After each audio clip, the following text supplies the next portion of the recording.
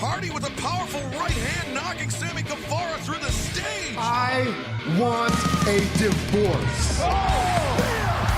Dog food! He's covered in dog food! Very elevated up and over the top of the assistant. Bailey, no! Get down! Are you kidding me? You ruined my life! I told you I was gonna ruin yours! I feed a whole family with this title. Hello, everybody, and welcome to this week's Highs and Lows in Wrestling. My name is Burris, and I am excited to talk about this week, so let's jump right into it. First things first, just a couple housekeeping things. Thank you if you're listening. I am so grateful that you chose to listen to this podcast today, whether you're new or a returning listener. It means the world to me, and it means I get to keep doing this thing, so thank you. And number two, hope you liked our new intro. That was fun to make and fun to look back on some of the few fun times in 2020 in wrestling and some of the terrible times in 2020 in wrestling. And if you've been through it all, then you probably could have picked out some of those. So that's all for that. And let's just jump right into our highs and lows for the week. There were some really crappy moments this week, per usual. I'm not going to bore you with most of them, mostly because I want to get some audio into this podcast, particularly because this low is coming from AEW, and I have a feeling there are a few of you that aren't avid AEW watchers, and so I want you guys to know what I'm talking about when I trash this terrible promo by Darby Allin and Sting. Again, this is the official low for the week, the promo from Darby Allin and Sting in the back of this weird warehouse on AEW Dynamite this week. I mean, AEW is pretty good, and I have to say, 7 out of 10, 8 out of 10 times promos hit. They have a very different, very different process than WWE does, in regards to their promos. Most of these guys just get bullets, and then they're allowed to go with what they want to go with. Some of them are just trusted, I think, to go out and completely cut whatever they want and say whatever they want out there. Because of that, you get people born like MJF and Jon Moxley, who cuts a good promo almost every week. It's crazy when you think about, what they had. They had him handcuffed as Dean Ambrose in WWE. Because the promos he cuts in AEW, again, 9 out of 10 times they hit. But this particular promo from Darby Allin and Sting was bad. And first and foremost, I'm not a big Sting person. Again, I'm a younger audience. I think I've said before on the show, I'm only 22, so Sting doesn't mean a lot to me. To me, he just looks like an old man with face paint on. But for the nostalgia for other people, fine. Happy you enjoy it. But this was just objectionably bad, or subjectively bad. Excuse me. And Darby Allin, not a great promo. Great wrestler, does some awesome stuff, kind of akin to like a Jeff Hardy style, but not a great promo. And so before I jump into this, let me just give you a little bit of audio. I'm going to cut it here and there, but so you guys can know what I'm talking about. Let's just get on a first name basis right now. Taz, Brian, and Ricky, since we're going to be married in a street fight at Revolution, and since you feel so free to just throw out all kinds of false accusation toward Darby and myself, I want to tell you my feelings are hurt by that. You called us hoodlums. I mean, hoodlums? Darby, a hoodlum? Me, Okay, Darby, he is a hoodlum. Darby, you are a hoodlum. You see, in the streets, it doesn't matter if you play clean or dirty. It's all about survival. All right, for those who are not familiar with this again, this is Darby Allin and Sting, and they have a street fight this coming up at Revolution with Taz's gang, Brian Cage, and I am totally blanking on the other guy's name, so don't sue me, but the point being is, I guess the first place to start off is like that crash at the end that you heard. Darby Allin throws his skateboard out this warehouse window. Just throws a skateboard out the warehouse window. Like, what was the point of that? I don't, and then afterwards, Sting says a couple words and then proceeds to smash the window a bunch of times with his bat. At least Sting didn't throw his bat out the window, I don't think. It was weird, and then their wordage was weird. They just kept harping on this term hoodlum, and it was just a weird, awkward promo. And I mean, again, if you want to go give it a look up, it's on YouTube. But this was weird, and so I think these guys are going to put on a great match, but again, Darby Allin just has never blown me away necessarily with the promo. I think he's a cool character. He's got a weird gimmick, but it's interesting. And Sting, again, some people seem to like Sting for the nostalgia purpose, but this just was not for me. There's not a lot more to analyze about this. Again, it was just weird. You go back and listen to some of that audio. We're going to be married in a street fight. It didn't hit for me, and the reason I'm really particularly calling this out for the low for the week is because I expect better from AEW. I really do, especially if they're trying to prove that this whole, maybe they're not, but if they're trying to prove that this whole, no script thing, trust the workers, let the workers come up with what they're supposed to say, and yada yada. If they're trying to prove that that is what, is the better process, and that's the thing that works better, which it does, in my opinion. You look at AEW's promos versus the crap that we see on WWE 9 out of 10 times, right? It is way better, but this was not a good representation of that. Again, I expect more from AEW is all I'm saying, and that's all I'm going to talk about for the low for the week, guys. I'm feeling pretty positive today, and I want to focus on the good stuff that was in wrestling. So let's move on over to the good stuff. All right, so as I'm going through my notes here, we had a great match on AEW Dynamite. Jungle Boy and Dax Hardwood of FTR, formerly The Revival in WWE. Incredible match. Weird stipulation, but great match. There was some good stuff on SmackDown. Loved the Bianca Belair Bayley match. I could have sworn they've already had 2 matches previously, and the promo afterwards was awful, but the match was good.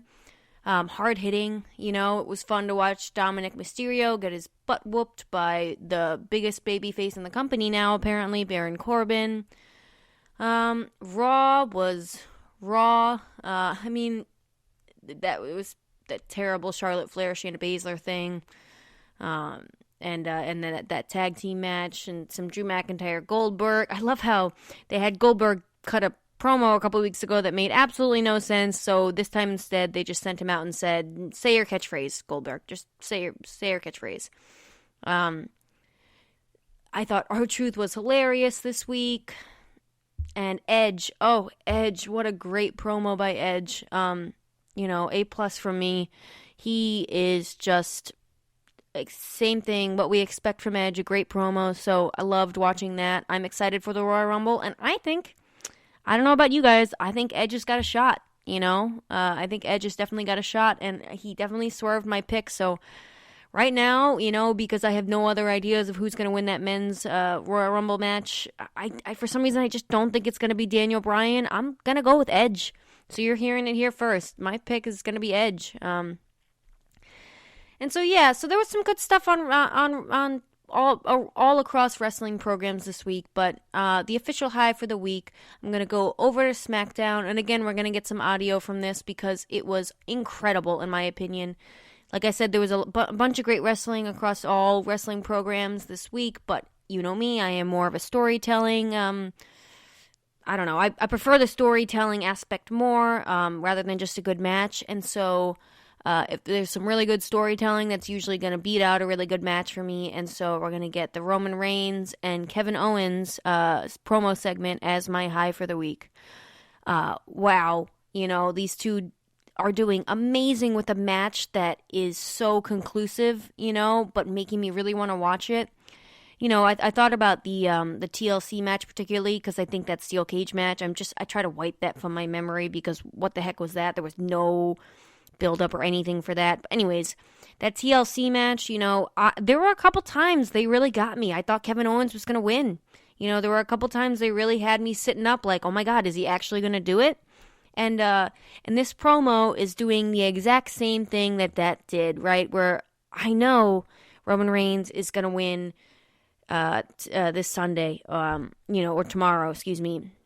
I know what's going to happen. I know it because, spoiler alert, right? In the news this week, they said that Roman Reigns' match at WrestleMania was already booked. They didn't say who the opponent was. They just said that it's not Shinsuke Nakamura. All this comes from Dave Meltzer, of course. Let me cite my source. but they know that Roman Reigns has his match at WrestleMania, so I'm pretty positive he's not losing. But wow, did Kevin Owens sell the chance of him actually winning this match? Such a beautifully personal promo. Roman Reigns is brilliant. Paul Heyman is hilariously brilliant. And I'm going to stop talking real quick so we can get a couple little clips of audio from this. I'm going to cut it here and there. But, and I'll try not to give it too much audio because I know this podcast is not just let's listen to what happened on WWE. We're talking about analyzing it. But this was so good that I would feel like I was doing a disservice if I didn't let you guys hear it for the first time, or for most of you, again, probably just hear it again. Excuse me, for most of you, probably just hear it again. So, here's a little bit of audio from this incredible promo. I'm trying to understand what makes you tick, so let's talk about your family. Let me ask you a few questions. What kind of man was your father? My father is a great man. So, just watch where you're going there, bud. Okay. Was he a smart man? Is he a smart man? Yeah. Yeah, he's a very smart man. And if you are, you're gonna heed my warning just now. I'm trying to understand why you don't understand. Why you don't see your own limitations, and the only thing I can think of is because he didn't teach you them. You see, you're not built for this game. You're not supposed to be here. You're not a castle, you're not a bishop, a knight, you're not the queen. You're a pawn. You're simple. I'm the king of this board. I mean, what a brilliant job by Roman Reigns, particularly, and Kevin Owens, of course. I mean, both guys are incredible. Lately on the mic, this program is far exceeded my expectations, especially considering how long it's been going on. 3 matches is usually the cutoff, but I mean, these two last losses for Kevin Owens were pretty definitive, although there was all the Jey Uso and stuff getting involved, but still, I mean, I was surprised I went to the well with this again, but, when I watch this, I'm not surprised all of a sudden because these two guys are incredible. Roman Reigns making this personal, talking about Kevin Owens' family. The end where Kevin Owens, starts going off on Roman Reigns and he just clicks the remote off. Oh, it was so good. Roman Reigns with the chess metaphor, talking about Kevin Owens is just a pawn. He's not built for this. He's not Roman Reigns. He's not a guy that Vince McMahon would have at the top of the card like Roman Reigns is. He's not the guy. He's just Kevin Owens. And meanwhile, right, Kevin Owens is like a fan beloved favorite, right? We all love him because I think at base level, we can relate to a guy like Kevin Owens more than we can relate to a guy like Roman Reigns. And Paul Heyman was brilliant with this. He was like, in the beginning, just you're gonna, we don't have to subject Roman Reigns to this, the champ to this, like this, whatever, this promo that it's not Kevin Owens isn't saying anything that isn't true, right? And Roman Reigns talking about how he's making excuses, his cadence, the pauses. I know it made for a long audio clip for this show, but I tried to cut it down and clip it up a little bit, but incredible. This has me hooked for the Royal Rumble match. Again, I'm excited. I'm pretty sure I know the outcome, but I am still hyped to see what these two are going to do in the ring, outside of the ring. My only concern about this match is, I hope they lean more into the Rhea Ripley, Raquel Gonzalez style, where if you watched that match recently on NXT, these two women, the way they moved from spot to spot without just moving from spot to spot, if that makes any sense. They made every movement look like it had an intention, rather than, we're going up spot A to do this, and then spot B to do this, and we'll just punch each other a couple times in between. Like the comparison between that match and the Edge and Randy Orton Last Man Standing match, there is no comparison, so I'm hoping they lean more into that style rather than the Edge and Randy Orton one where it just goes on forever. I think, 15 minutes max for this match is fine. They don't need to draw this out. But I'm excited to see, Kevin Owens is going to take some extreme bumps as he always does. He's going to keep getting up, keep fighting. So I'm curious to see the unique way that Roman Reigns and the Bloodline, I guess, keep him down, because I guarantee it's not going to just be knocking him out and knocking him down. I bet they're going to have to come up with something creative. So, yeah, I mean, as you can tell, that's the high for the week. Incredible. I'm pumped for this. I'm excited for the Royal Rumble, although I feel like a lot of the WWE booking has been crap. It is still the Royal Rumble, and it's my favorite pay-per-view of the year, as I know it is a lot of other people's favorite. You know, I'm calling it now. I guess my my number one pick is gonna be weird. Let's go with like Edge and Sonya Deville. We're not even sure Sonya Deville is gonna be in the match, but I can't see WWE going with the obvious picks. You know, Vince likes to throw a screwball in there from time to time, so we'll see. I'm excited for the Royal Rumble. I'm sure you guys are. And before I forget, let me throw on my random match recommendation for the week, which is going to be akin to this Sunday, and it is 1999 Royal Rumble match.